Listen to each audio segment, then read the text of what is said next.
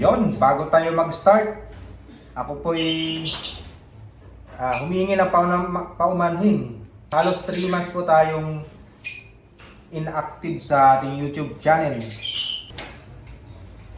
Sa mga nagtatanong po kung nagbebenta ako ng Red Factor tsaka yung mga post, hindi na po ako naglalabas ng ibon. Pasensya na po.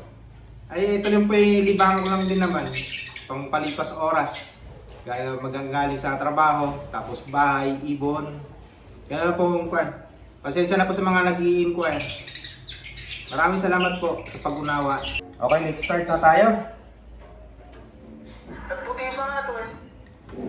So, marami pong nagtatanong kung anong parents ang ginamit natin sa ating Red Factor.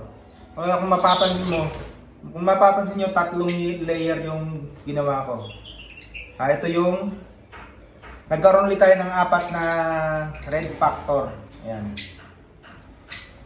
2 bi-shaded, isang dominant 5 Red Factor, saka isang green Red Factor.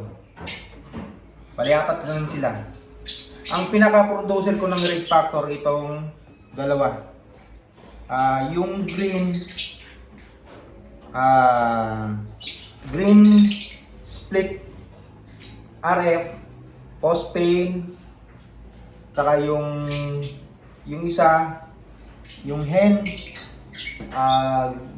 green dominant 5 split RF post paid follow. Yun po ang pairs na ito.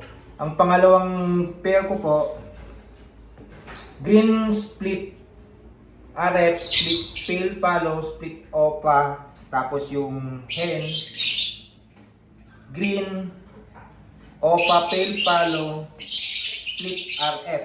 Yun po ang producer ko ng RF.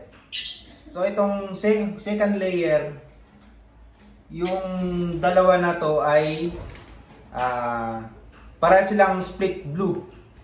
Kaya kung mapapansin nyo, yung dalawa dito sa taas mayroong bi-shaded. Yan po ang parents nila. Kaya pagka nag-project po kayo ng Red Factor, kasi mayroong iba nagpa-project ng Red Factor, isa man lang sa parents na green post RF, tapos yung blue na post RF, naglalabas po ng Red Factor. Basta po yung sigurado nyo lang po yung blue na may kapatid siyang Red Factor. Naglalabas po ng Red Factor yun. Yan lamang po. Merry Christmas and Happy New Year. God bless everyone. Bye-bye. See you next year. Thank you.